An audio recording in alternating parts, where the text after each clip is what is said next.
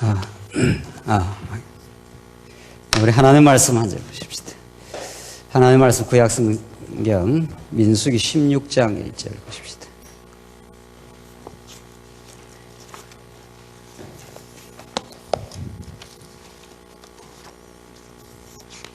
하나님의 말씀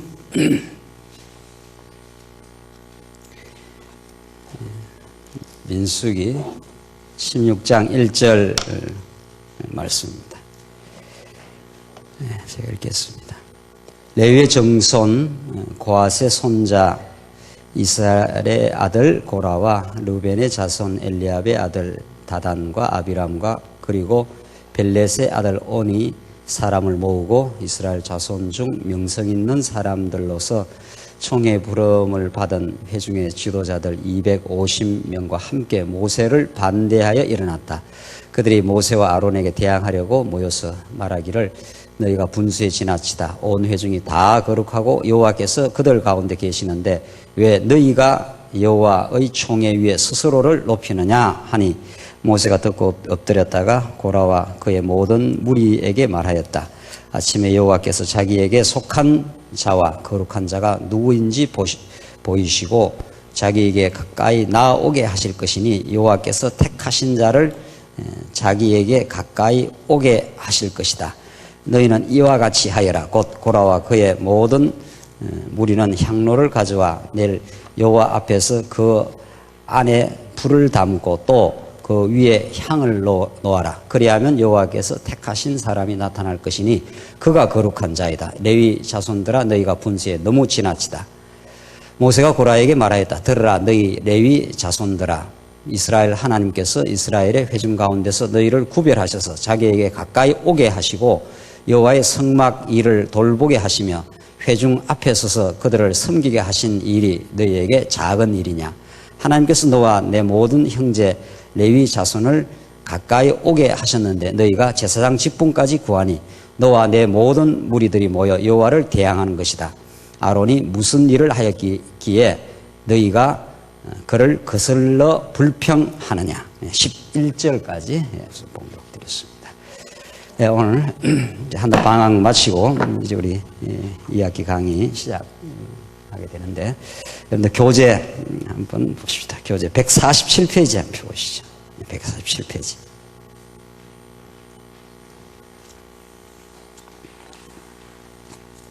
네, 147페이지 보시면 제 3장 기독교 윤리의 개관 이 부분을 우리 오늘 이번 달부터 시작하도록 이렇게 하시죠. 제 3장 기독교 윤리의 개관입니다.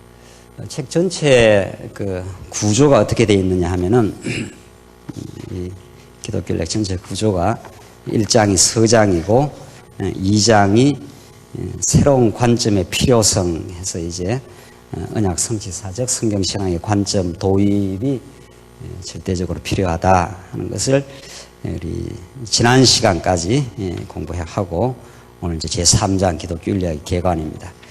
실제로 2장 내용을 공부하면 물론 좋겠지만은 1장 서장에서 2장의 그 새로운 관점으로서 등장하는 성경 신학에 대해서 우리가 살펴봤다고 제가 그렇게 정리를 하고 3장으로 바로 이제 본론으로 들어가도록 그렇게 하겠습니다. 2장을 하려면 한 학기 아니라 한 1년 강의를 해야 되지 않나 이렇게 생각이 들어요. 이 2장 내용이 도대체 성경 신학이 어떤 것인가를 여러분들이 늘 공부를 하시고 또 집에서 시간 나시면은 2장 새로운 관점의 필요성 하는 이 장을 꼭 한번 읽어보시면 좋겠습니다. 2장 하다 보면 서론이 너무 길어져 가지고 한 학기 2학기 내내 해도 2장 자세하게 하면 끝도 한도 없습니다. 그래서 우리 1학기 동안 이 서장에서 이 새로운 관점으로 등장한 기독교 윤리를 바라보는 하나님 중심의 이 성경 신학이 얼마나 이 시대에 주신 놀라운 선물이요 학문적으로 말한다면 혁명적 관점인가 하는 것을 우리 정리했다고 생각을 하고 더 필요하신 대로 여러분들 2장을 자세히 한번 읽어보시면 좋겠습니다. 이제 오늘 한 달 쉬고 새로운 이제 오늘 강의가 시작되기 때문에 다시 한번 우리 마음을 새롭게 하신다면은 교육학에서 그런 말이 있어요. 교육학에서 책을 그냥 이렇게 읽는 거하고 강사가 강의를 할 때 강의를 이렇게 쓱 듣는 것이 성장에 크게 도움이 안 된다 이런 말이 있습니다. 좀 이상하잖아요. 우리는 책을 열심히 읽거나 강사 강의를 할 때 열심히 이렇게 들으면 우리 신앙이 쭉 이렇게 성장이 될 것 같은데 놀라운 일은 수동적인 독서와 수동적인 강의 듣는 것이 인간 성숙에 큰 도움이 안 됩니다, 사실은. 물론 이제 성령께서 우리는 이제 우리 일반 교육학에서 하는 이야기니까 왜 그런 말을 하느냐. 우리는 책을 읽고 또 이렇게 강의를 듣고 하면은 우리가 쭉쭉 이렇게 성장이 될 것 같지 않나요? 그런데 사실은 정말 어떤 마음으로 책을 읽고 어떤 태도로 강의를 듣느냐 하는 것이 더 중요하고 또 정말 결정적인 것은 성령께서 여러분과 저에게 오늘 이 자리에 수강하러 오기 전까지 어떤 하나님의 밭을 일구어 놓고 삶의 고통 가운데로 인도하시고 절실하게 만들어 오셨느냐 하는 그 성령의 사역이 전제되어 있습니다.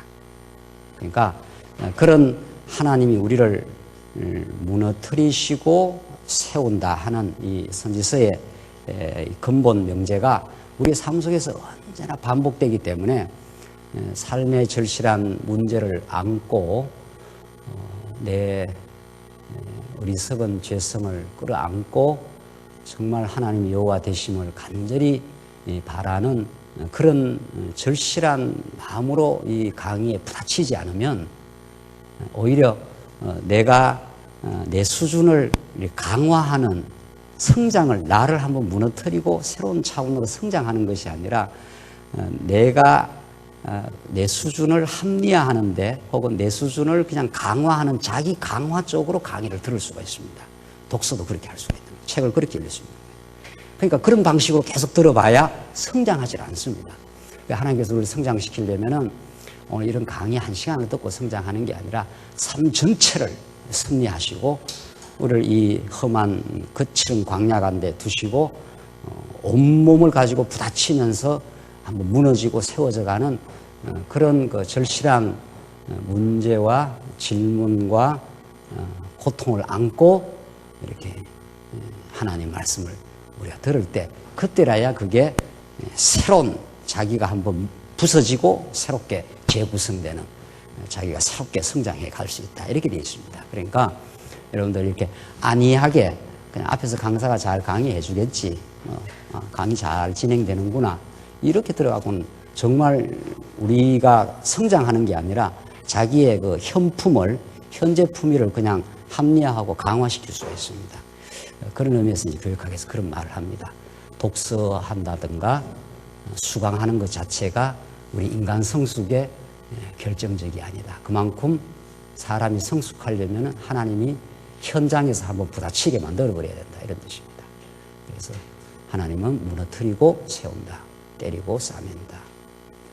다 흩어버렸어. 완전히 무너져서 하나님의 능력과 자비하심이 아니면 우리가 어떻게 살 길이 없습니다. 당신의 언약을 의지할 수밖에 없는 인생입니다. 당신은 참 여호와십니다. 하는 절실한 마음을 하나님께서 만드신다는 거죠. 그래서 강의를 잘 듣는 것도 중요하지만 이미 여러분들이 그런 태도, 그런 마음가짐, 그렇게 정말 책을 읽어오시더라도 그렇게 읽으시고 더욱 중요한 하나님의 말씀을 읽으실 때 그렇게 여러분의 그 본질, 인생에 있는 모습을 가지고 부딪히는 게 중요합니다.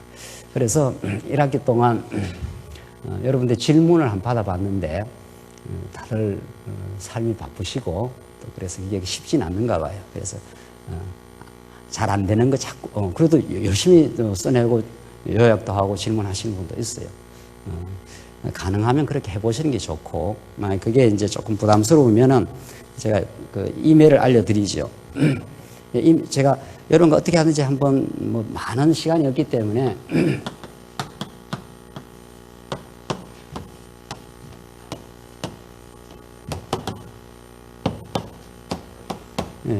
KY 로고스 한메일.net인데 여러분들이 공부한 내용 속에 뭔가의 깨달음이 왔을 때 그걸 포착을 하고 이 강의를 그냥 흘러 지나가는 건 별 의미 없습니다. 제가 지금 서두에 말씀드린 대로 강의 쭉 듣고 좋은 말씀이나 하면 계속 지식만 강화됩니다. 머릿속에 이론적 지식만 강하게 되기 때문에 자기 성장에 크게 도움이 안 됩니다. 그러니까 뭔가 이런 게 생겨서 나서 그걸 메모를 하시고 정리를 하시고 그걸 가지고 여러분들이 삶 속에서 계속 이렇게 태클을 하셔야 됩니다. 이게 도대체 이게 무슨 의미인가? 이게 도대체 내 성장에 어떤 의미를 가지고 있는가? 이게 하나님 여호와를 아는데 이게 어떤 중요한 단서인가? 이걸 가지고 여러분이 생각을 하셔야 됩니다. 강의를 쭉 들어갖고 쭉 좋은 말씀, 그게 아무 성장에 도움이 안 된다는 거예요. 그래서 좋은 말씀이 아니라 이게 내한테 부딪힌 말씀이고, 내가 이게 한번 무너져야 되고 새로 세워져야 되는 말씀이구나. 이렇게 이제 다가오기 위해서 당연히 나오는 것을 질문이라 합니다. 이게 도대체 뭐냐? 이런 것들이 나한테 어떤 의미를 가지고 있느냐? 이건 계속 곱씹어서 생각해 봐야 되겠구나. 내가 한번 무너져야 될 부분이 어떤 부분인가? 이런 것들이 여러분에게 오늘 강의가 끝나고 한 달 동안 계속 그런 것들이 여러분의 화두로, 질문으로 그렇게 남아있는 게 중요합니다. 그런 게 만약에 생기시면은, 그 질문이라는 건 제가 1학기에도 말씀드린 대로 이론적 질문이 있고, 두 번째는 성찰적 질문이 있습니다. 이 둘 다 중요한데, 이것이 1단계지요. 1단계. 이 기독교인학에서 이런 말이 무슨 말이냐. 이론적 질문은 이론이라는 건 명제들의 체제이기 때문에, 이 명제의 체제가 이론이에요. 명제라는 거는 참과 거짓의 구분되는 하나님이 여호와시다. 이러면 참 명제 아니에요? 그러니까 그 명제들이 쫙 어떤 주제가 있고 그게 구조화되어서 이 명제들의 체제로 되어 있는 게 이론이기 때문에 이론적 질문은 언제나 그 논리적 일관성을 따집니다.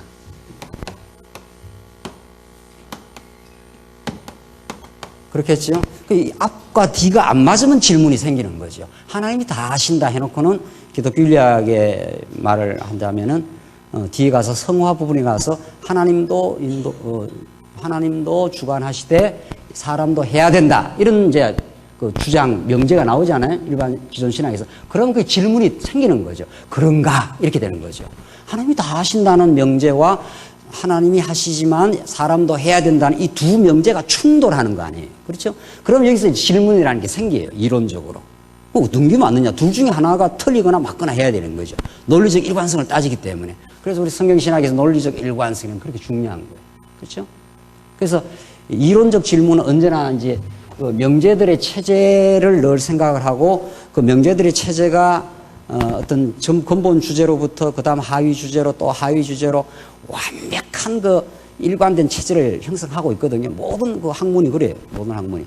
아인슈타인 뭐 상대성 이론도 어떤 주제가 있고 그 주제를 입증하는 그 명제들로 쫙 구성되어 있어요. 그게 논리적으로. 그러니까 그 논리에 조금이라도 모순이 생기면 학자들은 거기다 이제 질문이 들어가는 거죠. 그런가? 왜 그런가? 왜 이게 어느 게 앞에는 이렇게 말하고 뒤에는 그렇게 말하느냐? 이런 거죠. 그래서 그걸 우리 성경신학은 부단히 질문을 해오고 그래서 기존 신학의 논리적으로 앞뒤가 안 맞는 부분을 끝까지 태클을 하고 실험을 하고 아니다. 하나님이 다 하시는 것이다. 그러니까 하나님이 자기 계시를 통한 구원뿐만 아니라 성화까지도 하나님이 다 하신다. 이렇게 된 거 아니에요. 그 언약대로 하나님 이루어 가신 하나님이시다. 이렇게 해서 논리적 일관성이 생겼어요. 그래서 이렇게 이제 어떤 이제 성경신학에 그런 논리적 일관성이 생기기 때문에 모든 기독교인학, 기독교 미학, 기독교 교육학, 기독교 상당학 모든 학문들의 하위 학문도 그 전체 논리적 명제에 의해서 다 논리적 일관성을 추구하는 학문이 이제 앞으로 계속 생겨나는 거죠. 기독교인학 제 책은 그런 성경신학의 하나의 하위 학문으로 어떤 이론 정립을 해본 거지요. 그러니까 뭐 그런 이제 질문이 생길 수 있어요. 그러니까 공부를 한다는 건 논리를 따지는 거죠. 앞뒤가 정말 올바른가. 이게 맞아야 우리 머리가 깨끗해지는 거죠.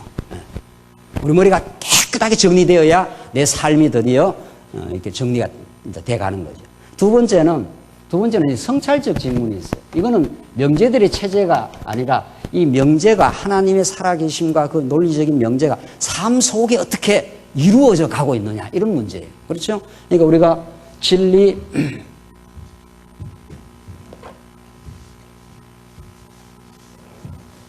특별히 우리 기독교 윤리학하고 관계시켜서 말씀드리면은 우리는 진리가 기관차라면은 그다음 생활 체제 이런 식으로 우리가 무장 하나님께 해 가시잖아요. 진리 생활 체제로. 그러니까 진리라는 것은 이론이라고 본다면은 명제들의 체제, 논리적 일관성의 문제를 늘 따지고 그다음 그런 속에서 나오는 질문이 있는가 하면은 이 성찰적 질문이 있어요.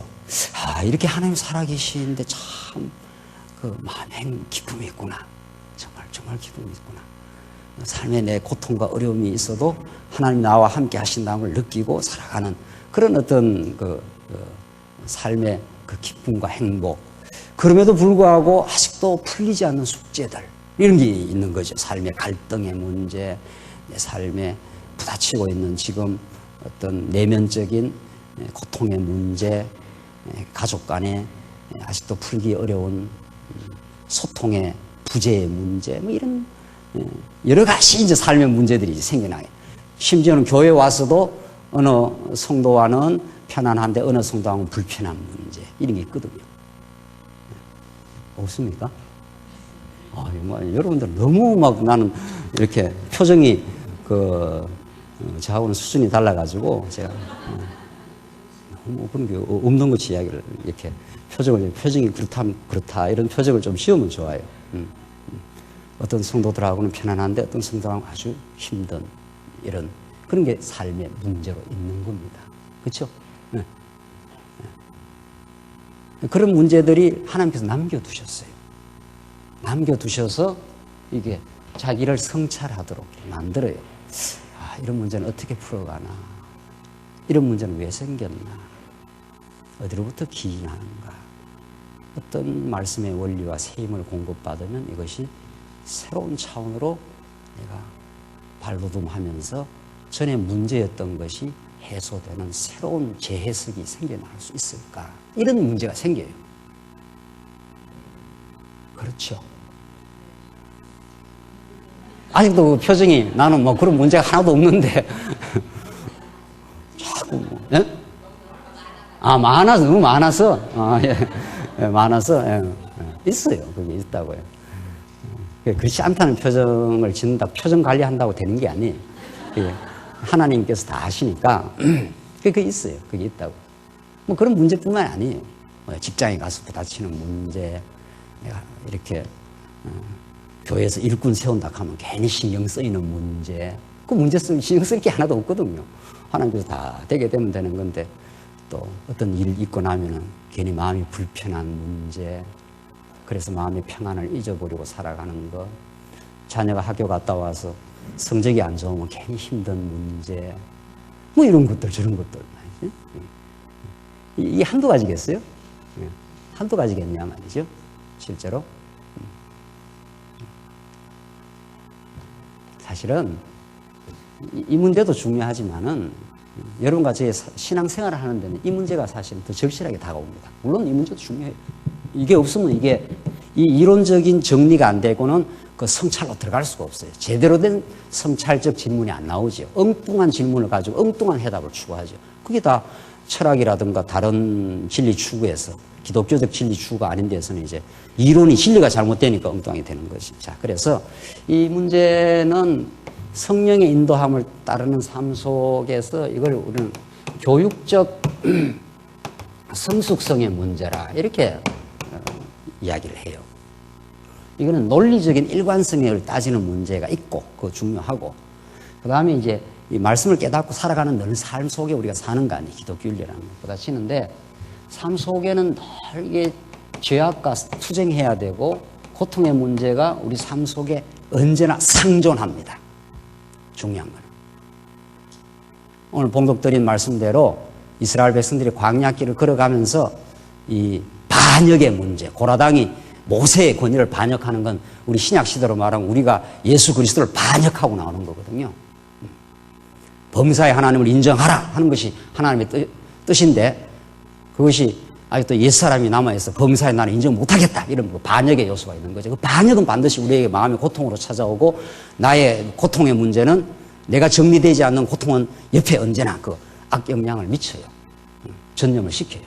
가족 간에 힘들게 한다든가, 교회 성도들 간에 억압을 한다든가, 힘든 갈등이 생겨나거나, 그 갈등을 생기고 나서 또 못 풀거나, 이런 문제가 계속 진행 중이에요. 그래서 이 고라등 사건은 하나님의 언약 성취 승리 가운데 있는 문제네요. 공덕들이 말씀. 그렇죠? 고라등의 문제뿐만 아니고 이스라엘 백성들이 언제나 하나님이 놀라운 은혜로 도우시고 그들을 인도해 가시지만은 그들은 언제나 목마르다, 배고프다 하면서 원망하고 불평하는 그런 요소들이 있어요. 그래서 죄와 고통의 문제가 삶에 늘 상존하기 때문에 성숙의 문제가 달려 있어요. 그래서 우리가 이런 차원에 있을 때는 고통이 우리가 한 단계 더 성숙하면 내 삶의 성숙의 자료였습니다. 이렇게 되는 거죠. 우리는 이걸 1차원이라 그러고 이걸 2차원으로 성숙한 차원이라 그러고 이 모든 걸 감싸고 있는 것이 영원 차원 아니겠어요? 보이는 것은 잠깐이요, 보이지 않는 것이 영원합니다. 하나님 정말 창세 전으로부터 우리를 자녀로 삼으시고 그의 무궁한 살아계심과 그 위대한 하나님의 주권과 능력이 우리를 향하신 신실함이 우리의 구체적인 삶 속에 함께 하시는데, 그런 그 하나님을 잊어버리고 내가 보는 내 현실이 다인 줄 알고 그저 갈등하고 번민하고 살아가다가 하나님이 새로운 믿음이라고 하는 차원으로 우리를 올려주시면 전에 모든 죄악과 고통행이 예수 그리스도 안에서 오히려 그리스도를 만나고 하나님의 여호와심을 깨닫고 오히려 지나온 갈등이 나를 발견하고 그리스도 안에서 더 성숙하는 그런 해소가 일어나는 거죠. 그렇죠? 맞아, 참 지난 어리석었어. 지금 생각하면 그때는 그게 다인 줄 알고 그거 없으면 죽는 줄 알고 그걸 붙들어야 되는 줄 알고 그 자존심을 놓치면 마치 내가 인생이 무너지는 줄 알고 그렇게 살았지만 그거 아니지. 이러지 자꾸 성숙하는. 그렇죠? 한 단계 성숙한다. 한 단계 이렇게 전에보다 한 단계 더 성숙하면 이게 어리석어 보여요. 그러니까 성숙 안 하는 사람의 특징은 어떤 게 성숙 안 하는 사람의 특징인가요? 어떤 사람이 성숙 안 하는 사람의 특징이 하나도 안 변하는 사람 있잖아요. 나는 뭐 예나 지금이나 똑같다, 끄떡끄떡 이런 사람 있어요. 그 사람은 아주 곤란한 사람 아니에요? 나는 전에하고 달라졌어.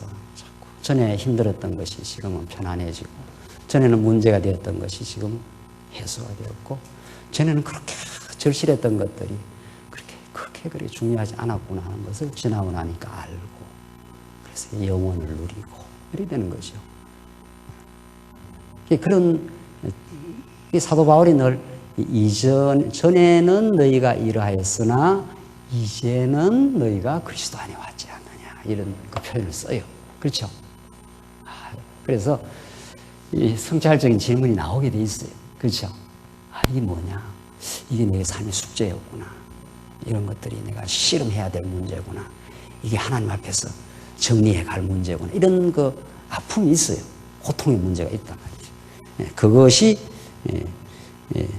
성숙을 만들어가는, 교육적 성숙을 만들어가는 이런 탄탄한 일관된 진리의 말씀을 깨달으면서 성숙을 만들어가는 문제란 말이죠. 이 기독교 윤리는 그 문제를 건드리잖아요. 자꾸. 그렇죠? 우리 삶에 드러난 하나님의 주권적 영광을 바라보면서 자꾸 이렇게 성숙해 가는 거니까. 자, 그래서 이렇게 그런 좋은 질문이 나오시면 이렇게 이메일을 한번 보내보세요. 그러면 제가 강의에서 여러분들과 어떻게 하든지 이제 소통이 되면 강의가 더 살아있는 강의가 될 수 있는데, 제가 여러분의 상태를 잘 모르니까 여러분이 그런 여러분의 지금 현 수준을 노출시키는 그런 질문을 해주시면 제가 강의에서 그걸 소화해서 이제 강의를 하겠습니다. 무슨 말인지 아시겠죠? 네. 그래서 이 소통이 없으면 교육이 안 돼요. 여러분과 여러분끼리도 그렇고, 딱 내가 다 알고 있는 이야기 쫙 이야기하고 딱 끝났단 말이지. 집에 가자 이러면 그 교육이 안 돼요, 사실은. 싹 내 머리에 들어오는 것 해도 자기의 현품을 강화할 뿐입니다. 놀라운 사실은 현재의 상태가 한 무너져야 새롭게 성장하는데, 그냥 이론적으로 쫙 듣고 좋은 말씀하면 현품을 쫙 살짝 강화시켜요. 현재 품위를 강화시켜 갈 뿐이에요. 그 현재 품위가 무너져야 되는데, 그렇죠? 그게 이제 성령이 하시는 일이고, 이제 제가 교육학적으로 지금 분석을 해드린 것 뿐이에요. 그래서 그런 질문이 나올 수밖에 없다. 이런 질문을, 이 질문이 이제 성경적 용어로 말하면 의에 줄이고 목마름입니다. 그렇죠? 이 성경적 용어로 말하면 의에 줄이고 목마름이에요. 아, 나는 의로우신 예수 그리스도를 먹지 않고는 살 수가 없구나. 이런 막 강렬한 마음이에요. 그러니까 하나님 말씀은 배우면 배울수록 더 배고프다 이런 게 생겨요. 뭐 히딩크가 뭐 나는 아직도 배고프다 이래가지고 막 계속 막 했지 않았어요? 축구하는 사람도 그런 말을 하는데 우리가 하나님의 놀라운 위대하고 청량을 할 수 없는 진리를 추구하는데 아직 배고픈 거지요. 목마른 거죠. 우리가 많이 또 깨닫고 왔지만 또 더 전진할 부분이 많이 남아있는 거죠. 그래서 사도 바울이 내가 표대 대신 그리스도를 향하여 붙잡힌 바 된 그것을 향하여 내가 지금 달려가고 있노라. 이런 막 언제나 강렬합니다. 언제나 이게 살아있는 존재가 되는 거죠. 살아있는 사람은, 이 교육에 들어와 있는 사람은 언제나 이런 생생한 질문들이 살아있고 그게 자기한테 생생한 질문이 있어요. 아, 이게 질문이 되는구나. 이것을 풀어야 되겠구나. 이런 생생한 질문을 가지고 와요. 그러니까 그럼 가지고 오세요. 그리고 가지고 오셔야 되지 좋은 강의 들으러 여기 오신 거 아니에요. 여러분이 부딪힌 문제를 가지고 여러분이 풀러 오신 거예요. 공부는 그렇게 하시는 거예요. 자, 그래서 여러분 스스로에게 대입해 보시고 오늘 들은 말씀을 스스로에게 자꾸 대입을 해 보시고 여러분 듣고 나서 자꾸 여러분들 서로끼리 토론해 보셔요. 사실은 공부하면 자연스럽게 되는 거예요. 제대로 지금 공부하는 사람은 나는 오늘 이런 말씀 듣고 이랬는데 너는 어떻게 생각했니? 이렇게. 나는 이거 들으니까 이렇게 정리가 되는데 너는 어떻게 생각하니? 이렇게 해서 공명이 일어난다. 이 교육적 공명이라 그래요. 이 교육학에서 말하는 교육. 내만 이런 게 아니고 저쪽에서도 막 같이 울리면서 하하 이랬구나. 이런 게 나와야 이제 그 깨달음이 나를 성장시키지 좋은 말씀 들어가고 성장 안 되는 거예요. 아, 그래, 그렇게 생각하니? 나는 이렇게 들었는데, 이렇게 하면서 그게 진리 안에 서로 배우고 가르치는 교육적 풍토가 그렇게 생기는 거예요. 오늘 들은 거 같이 집에 가서 남편하고도 토론해보고, 애들하고도 이야기해보고, 옆에 성도들하고 이야기해보면서 내 현품을 노출을 시켜야 돼요. 내 고민과 문제를 노출시켜가면서 답을 찾아가는 그런 풍토를 해가시기 바랍니다. 자, 이제 교재를 보십시다. 교재 보시면, 우리, 지금 책 전체가 서장이 있고, 2장이 있고, 2장, 3장, 3장이 개관. 우리 지난 1학기 때는 이걸 다 사실은 공부했다, 이렇게 볼 수 있어요. 2장은 더 자세하게 하려면 끝도 없지만은, 이제 개관을 들어갑니다. 그리고 이제 4장에서는 물론 이걸 성경신학적으로 이 기독교 윤리를 성경신학적으로 이걸 정당화하고 마지막 5장에서는 이게 얼마나 성경신학적 기독교 윤리가 이거 뭐 다 적을 필요 없어요. 책에 다 나와 있어요. 얼마나 독자적이고 얼마나 우월한가. 정말 성도 삶을 바라보는 이 성경신학의 관점이 여기 이제 관점이 나오는 거 아니에요? 새로운 관점의 도입. 더 앞에는 문제의식. 이게 이제 질문 아닙니까?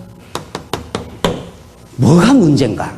지금 기독교 인류학에서 뭐가 지금 문제가 되고 있는가? 이걸 잡아내야 이제 그걸 태클하고 이제 그 해답을 추구해 가는 거죠. 뭐 문제가 지금 보동심각한 게 아니다. 얘기죠. 그래서 이 새로운 관점이 도입될 수밖에 없다. 여기까지 우리 공부를 해왔는데 이제 오늘은 이제 본론에서 기독교 윤리학이라는 것이 전체로 글로벌하게 이렇게 보면은 전체로 우선은 잡아내야 되니까 너무 이렇게 부분적으로 분석적으로 들어가기 전에 전체 개관을 한번 해보자. 이게 이제 3장입니다. 그 중에 오늘 기독교 윤리의 행위자와 주관자.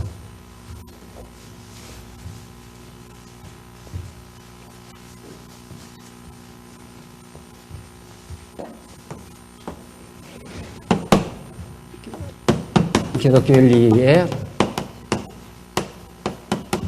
행위자와 주관자의 문제.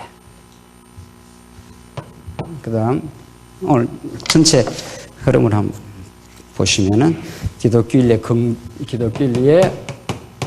근거와 규범. 세 번째,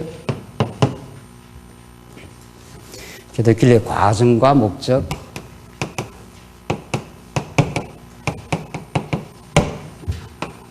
마지막으로 기독교 윤리의 이상과 실제. 예. 이렇게 돼 있어요. 이번 학기 이제 이걸 공부하는 거예요. 예. 이번에 이걸 공부하고, 이제 내년에 성경 신학적인 정당화 논리를 가르치고, 독자성과 우월성 이렇게 하고, 이제 마지막 결론. 예. 결론. 예. 제가 아무리 빨리 하려고 해도 빨리 하는 게 지금 중요한 게 아니니까 한 학기에 이 제한된 시간이 워낙 짧기 때문에 이 책을 다 끝내면 막 대략 스케치하고 지나가면 물론 할 수는 있겠습니다만 그렇게 하기에는 너무 서두른 거 아닌가 싶어서 내년 한 해를 더 해야 되지 않나 이렇게 생각을 했습니다. 그렇게 이해를 하시고 책 부피가 좀 되기 때문에 여러분 충분히 읽을 수 있어요. 읽고 그렇게 이제 해가시면 돼요. 그래서 이 개관은 기독교윤리라는 거, 기독교윤리는 학문적인 용어고 기독교윤리학 하는 거는 성도의 삶 이런 거죠. 성도의 삶을 어떤 관점에서 바라다보고 그 성도의 삶 속에서 우리는 무엇을 배우고 무엇을 느끼고 살아가느냐. 이게 이제 기독교윤리학인데 제가 책 서론에서 성도 생활에 드러난 하나님의 주권적 영광이라. 이게 부제예요. 기독교윤리학의 부제가. 사실은 부제 이게 중요한 거예요. 기독교 윤리학이라는 건 그냥 학문적인 용어지 성도 생활에 나타난 하나님의 주권적 영광 이렇게 돼 있단 말이죠. 그러니까 성도 생활은 사실은 그게 주제가 아니고 그건 하나의 소재. 그렇죠. 우리 교회 생활도 마찬가지 아니에요. 우리는 교회 생활을 하다 보면 교회 생활이 마치 우리 삶의 근본 목적인 것처럼 생각하는 걸 교회 지상주의라 이렇게 말한단 말이죠.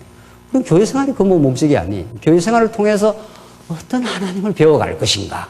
하나님의 여호와 되심을 끊임없이 추구하고 배워가고 그에게 영광을 돌리는 게 목적이듯이 우리 성도 생활이라는 것을 통해서 하나님의 살아계심과 그의 위대한 5대 속성의 영광을 성도 생활에 다 드러나고 있다는 거죠. 지금 사실은 우리가 그 보는 눈이 미숙하거나 보는 눈이 왜곡되었거나 보는 눈이 흐리거나 뭐 이런 것 뿐이지 알고 보면은 우리가 하나님께서 우리의 눈을 밝혀주시면 성도 생활 속에 하나님의 주권적 영광이 그의 현존하심과 그의 위대한 능력과 그의 자비하심이 다 드러나고 있다. 이게 이제 이 책의 그 주제를 향해서 이 모든 것들이 구조화되어 있는 거죠. 이 주제는 하나님이 여호와시다 하는 게 우리 모든 진리의 근본 주제인데 이제 기독교 윤리학에 한정한다면은 성도 생활에 드러난 하나님의 주권적 영광 이것을 깨닫기 위해서 이 네 가지 항목이 필요한 거죠. 이제 조금 자세하게 분석적으로 이제 파고들어 자세히 또 알아야 그 주제를 더 깊이 넓게 그리고 내가 잘못된 생각들을 교정하면서 이렇게 이제 깨달아갈 수 있는 거죠. 그래서 이 네 가지를 이번 학기에 이제 다루게. 첫째는 우리가 살아가는 성도 생활의 어떤 행위자, 이 보이는 이 주체가 있는 거 아니에요. 이 행존이 있는데 진짜 그 행위자는 어떻게 이해해야 되는가? 인간이란 어떤 존재이고 특별히 기독교 윤리적 삶을 살아가는 행위자는 어떤 성격, 어떤 본질을 가지고 있느냐? 그를 주관하시는 분은 도대체 어떤 분이냐? 얼마나 위대하고 놀라운 분이냐? 이게 이제 맞물려서 돌아가는 거죠.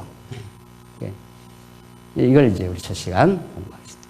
그런 어떤 삶이 나오는 근거는 무엇이고 어떤 규범이 나를 그래 통제하느냐. 외적인 율법이 나를 지배해야 하느냐. 내 안에 들어온 사랑의 법이 나를 움직이게 하느냐. 이제 이런 규범의 문제. 도대체 삶은 어떤 과정을 우리는 거쳐가는가. 삶이라는 건 끊임없는 이 프로세스인데 삶이라는 것을 이해할 때 삶이라는 건 어떤 단면에서 이해할 수 없다. 삶은 처음이 있고 끝이 있고 계속 그것이 어떤 진행 중이다. 과정을 지금 거쳐가고 있는데 그 과정적이라는 걸 잘 이해해야 우리가 크게 낙심하지 아니하고 또 인간적 성취로 크게 기뻐하거나 그런 게 아니라는 거죠. 어떤 과정이 있다는 거죠. 계속. 그 과정을 하나님께서 인도하시고 그 과정은 반드시 어떤 목적을 지향하고 그 과정을 끌어가기 때문에 어떤 목적을 발견하면 그 과정 전부가 우리가 긍정적으로 이제 수용할 수 있다. 이런 건 아니겠어요? 우리의 성도 삶이라는 게. 그래서 이 과정과 목적. 이 두 가지가 이거 이제 그냥 해놓은 게 아니고 두 가지가 아주 밀접해요. 그렇잖아요? 이 두 가지가 아주 밀접해요. 그러니까 우리가 이제 이론 작업을 할 때 하나로 이제 빈틈이 이제 있으면 안 되니까. 이제 이론 작업을 하는 사람이 이렇게 그 성격적으로 별로 안 좋아요. 그 같이 사는 사람이 힘들어요. 왜 그런가 하면은 이거는 빈틈이 있으면 안 되고 조금 정신의학적으로 말하면 강박적 완벽주의를 추구해야 돼요. 그렇죠? 조금이라도 빈틈이 있으면 안 된다. 뭐 이런 거죠. 그렇게 이렇게 말하잖아요. 그러니까 이게 이제 그 빈틈이 조금이라도 생기면 이제 이 책을 다시 보완해야 될 거예요. 제가 이제 다시 보니까 이게 한 4, 5년 전에 쓴 글인데 다시 보니까 이런 걸 또 보완해야 되고 이게 또 나와요. 이 이론자가 보내요. 뭐 영재들의 체제의 논리적 일관성의 문제. 어떤 부분은 이렇게 하는 것보다 저렇게 하는 것이 더 정리가 잘 되겠다. 어떤 거는 중복적이다. 뭐 이런 게 나와요. 틀림없이. 뭐 이야기하다가 지금. 예. 그래서 이게 다 이제 그 의식을 하고 쓴 글이란 말이죠. 그렇죠? 이 과정만 따로 이해도 안 되고 목적만 따로 이해도 안 돼. 우리 행위자만 이해도 안 되고 이게 주관자가 있지 않나요? 그러니까 이게 같이 이해해야 되는 거죠. 그다음 마지막에 기독교 윤리가 꿈꾸는 이상이라는 건 꿈이에요. 우리의 삶 속에 꿈이 있어요. 하나님이 우리에게 예수를 믿게 한 그것이 바로 하나님 나라의 꿈. 우리는 이 땅 위에 하늘의 뜻이 이 땅 위에 이루어지기를 당신이 나라에 임하옵시고 정말 당신의 여호와의 이름이 거룩한 것 같이 말이죠. 그 이름을 우리가 그 여호와 이름이 우리 삶의 꿈이요 그가 이루는 하나님의 나라 이게 우리 꿈이죠. 왜냐하면 우리는 하나님 나라를 경험하지 못하면 진리를 진리답게 알지 못하면 우리 얼마나 말할 수 없는 허망한 인생인지 모릅니다. 얼마나 말할 수 없는 자기 중심적 존재인지 모른다. 이걸 절절하게 깨닫는 사람은 그 하나님 나라 꿈을 안 가질 수가 없어요. 또 그게 하나님 주신 우리의 꿈이에요. 그 이상이. 이상. 그렇죠? 그 영원한 이상도 있고, 영원히 우리가 나중에 갈 이상이 있고, 이 땅 위에 믿음이 만들어내는 하나님 나라 꿈이 있어요. 요 밑에 1차원적인, 세속주의적인, 요게 우리 옛사람의 옛자아거든요. 이 옛자아 속에서는 자아를 실현해 보려고 부패하고 타락했던 옛자아의 자아실현이에요. 그걸 한번 무너뜨리고 하나님께서는 예수는 그리스도라 하면서 하늘에 오신 그 선지자가 우리에게 너가 추구했던 꿈이 그 헛된 꿈이야. 이게 선지자가 하는 말씀이에요. 선지자는 이스라엘 백성들에게 나타나서 너가 꿈꾸는 나라, 너가 지금 아수를 의지하여 안전을 보장하겠다고 하는 너의 꿈, 그것이 헛된 꿈이야. 너 한번 무너져야 돼. 하고 이제 무너뜨리는 거 아니에요? 그 꿈을 무너뜨려. 꿈 깨. 이런 말이에요. 애들 하는 식으로 말하면 꿈 깨. 그걸 한번 무너뜨리고 내가 만들어주는 나라를 내가 건설하마. 내가 너희를 고토로 다시 돌아오게 하마. 이게 꿈이에요. 구약적 꿈. 그 예언자가 그 꿈을 노래하는 거예요. 구약의 선지자들이 이스라엘 백성들에게 여호와 살아계셔. 너희가 꿈꾸는 아수를 의지하여 안전을 보장하고 너희가 너희 나라를 유지하겠다고 하는 너희의 그 허탄한 꿈을 깨. 내가 그 꿈이 허탄한 것이라는 걸 내가 알려주마. 선지자는 그 직면시키는 거예요. 사실을 증명시켜요. 너가 지금 꿈꾸고 있어. 헛된 꿈을 꾸고 있어. 이런 거죠. 그러니까 선지자의 말씀은 굉장히 아파요. 그렇죠? 아프단 말이죠. 아픔에 한번 직면하지 않고 어떻게 우리가 성장하나요? 그러나 아프게만 하는 게 아니라 이제 싸매주니까. 그렇죠? 그래서 이상이 그렇게 중요해요. 오늘 우리 첫 시간이니까 이걸 이렇게 많이 전체를 그려내야 돼. 우리의 성도 생활을 생각하면서 나는 도대체 어떤 존재인가? 내 삶을 거룩한 삶으로 인도해 가시는 그 하나님 얼마나 위대하신가? 도대체 어떤 근거가 나를 나되게 만들어 가는가? 나와 더불어 살아가는 삶을 만들어가는 도대체 그 근거는 뭔가? 무엇이 나를 나되게 끌어가는 실질적인 규범인가? 이제 이게 우리는 사랑의 법이라는 거 아니에요? 율법이 나를 강제하는 게 아니라 그 율법의 저주대로 죽으시고 부활하신 그분이 내 안에 오셔서 내 안에서 만들어가는 법 아니에요? 그래서 우리는 어떤 지금 과정을 걸어가고 있는가? 어떤 삶의 여정을 걸어가고 있는가? 우리는 아픔을 겪고 회복을 꿈꾸고 실제로 회복이 되고 또다시 새로운 도전에 직면하고 하나님을 의지하지 않으면 안 되는 불변과 전갈이 있는 곳, 대적들이 우글거리는 곳. 그러나 그 과정을 걸어가되 하나님이 꿈꾸시고 약속하신 그 나라로, 가나안 땅으로, 그 목적을 향해서 하나님이 여호와 되심을 증명하기 위해서 우리를 그 고난의 과정을 거치게 하신다. 이런 것들이. 이 딱딱한 이야기가 아니에요. 이 정말 이걸 내러티브라 그래요. 내러티브. 하나님의 그 이야기들이, 하나님의 언약의 그 내러티브가, 이야기가 구약에 막 절절하게 나와 있지 않나요? 그 살아있는 이야기들이. 그게 하나님 여호와 되심의 증명 사건이란 말이죠.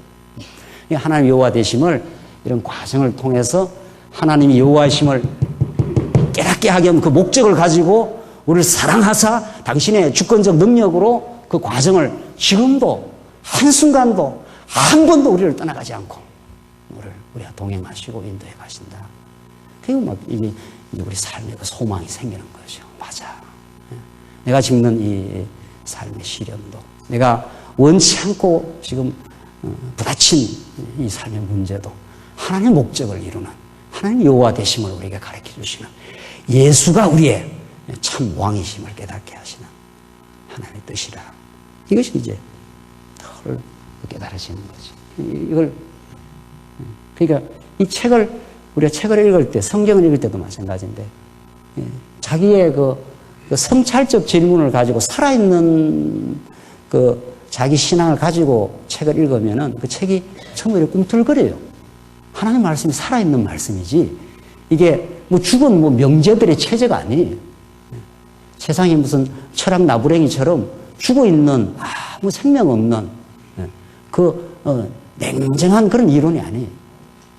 성경은 정말 쉬운 논리적인 정말 치밀한, 정말 물 한 방울 빠져나가지 않고 공기 하나 빠져나가지 않는 그런 명제들의 체제로 성경이 되어 있어요. 정말 그렇잖아요. 그러나 그것이 살아있단 말이죠. 그런 목적을 향하여 하나님이 이루어 가시되 우리에게는 하나님 나라 그 꿈을, 이상을 주신 거죠. 그 이상을 이루기까지 실제는 어떤가? 이게 이제 마지막이에요. 실제. 이 실제라는 것은 언제나 두 가지가 섞여 있어요. 옛사람과 우리의 속사람이 언제나 섞여 있어요. 언제나 양 두 가지의 문제를 안고 하나님 나라를 이루어가지 완벽하게 이 땅 이루는 사람이 있나요? 그런 게 아니에요. 언제나 우리는 옛사람의 문제를 안고 믿음으로 그것을 바라보고 한 주시는 진리의 말씀으로 세속주의를 너무도 우리가 좋아하지 않나요? 그렇죠? 그런 우리의 옛 자아를 끌어안고 새로운 자아로 탄생시킨 하나님의 역사 속에 지금 전진하고 있는 중이죠. 그게 실제예요. 그러니까 실제가 얼마나 중요한지 몰라요. 이상만 가지고 우리 신앙생활 하는 게 아니잖아요. 그렇죠? 이상이 없는 실제는 아주 드라이한 삶의 실제가 될 것이고, 실제가 없는 이상은, 이건 이 환상 속에 사는 신비주의자들은 이상밖에 없어. 이 땅에서 막 바로 천국을 이루겠다. 그렇게 되질 않아요. 언제나. 영원한 그 꿈을 가지되 이 땅에 언제나 모순과 자기 연약성과, 그래서 사도 바울이 내가 약할 때 어떻게 해요? 오히려 그리스도 안에서 강하다. 그리스도가 정말 강하심을 깨닫는 이런 그 실제가 있는 거죠. 그래, 이 전체가 하나님이 섭리하시는, 하나님이 베푸시는 예수는 그리스도라는 데 쫙 집중이 돼 있어요, 이게. 자, 책을 한번 봅시다. 그걸 책에서 이렇게 해놨어요. 책에. 그 147페이지 본장에서는 제2장에서 밝혀진 언약 성취사적 성경신학의 관점에서 기독교 인류학의 개관을 구조적으로 드러내고자 한다. 여기 확 중요하게 막 확 뛰어 올라와야 되는 그 단어가 있잖아요. 구조적으로 이런 말이에요. 이 학문에서 구조라는 말이 엄청 중요한 거예요. 구조라는 건 부분을 보지 않는다. 부분을 보되 부분에 함몰되지 않는다. 이런 뜻이에요.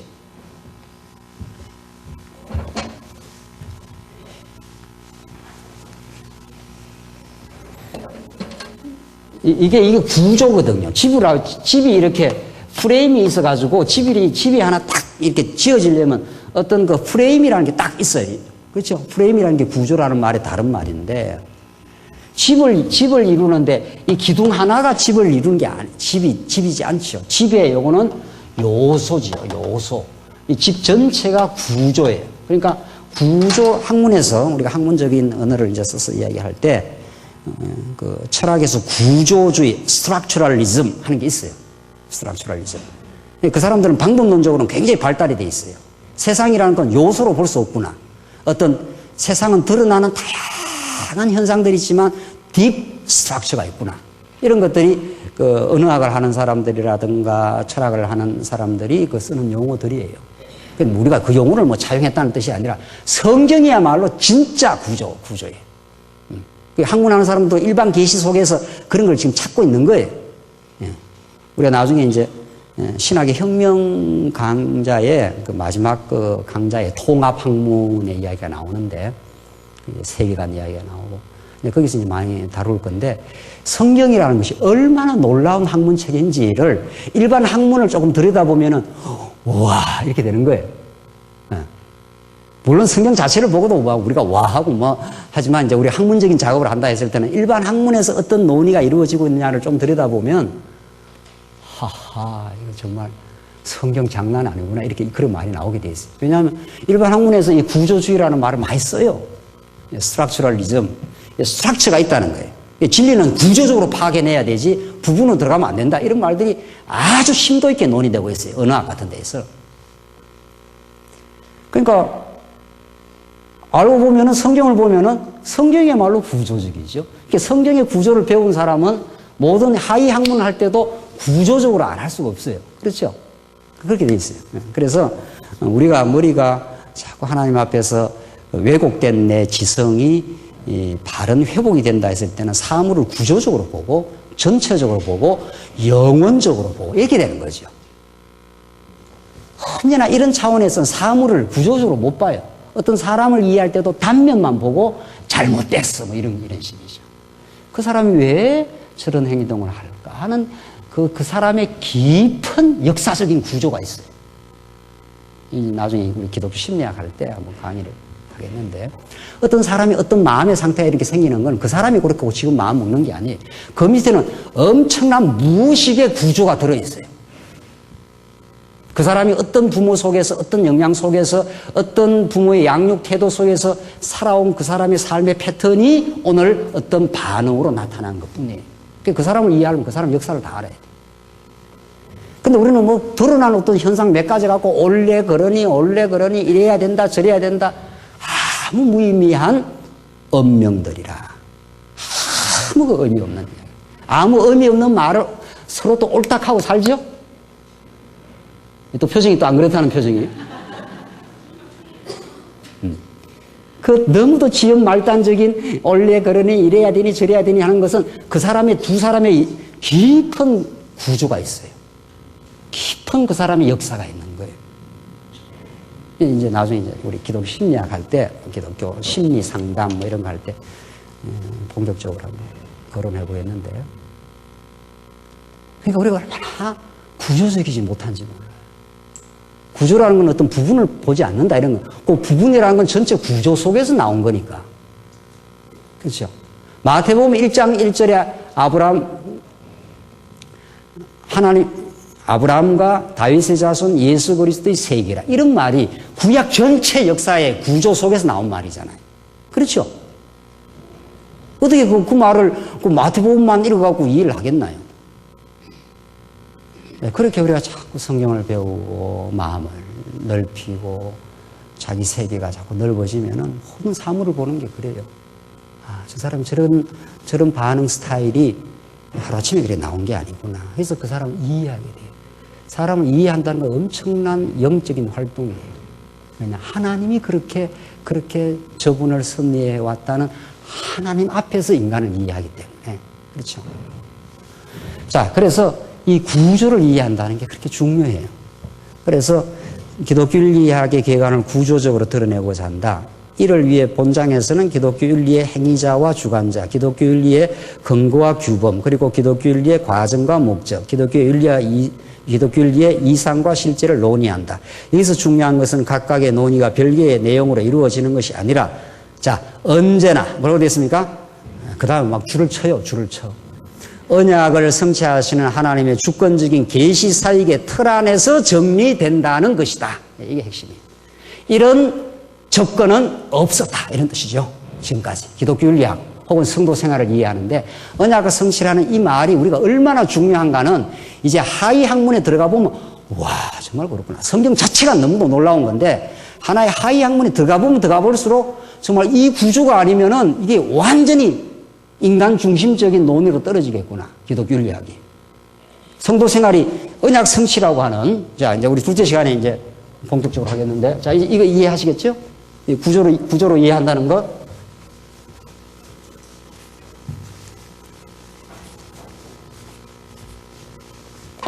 자, 지금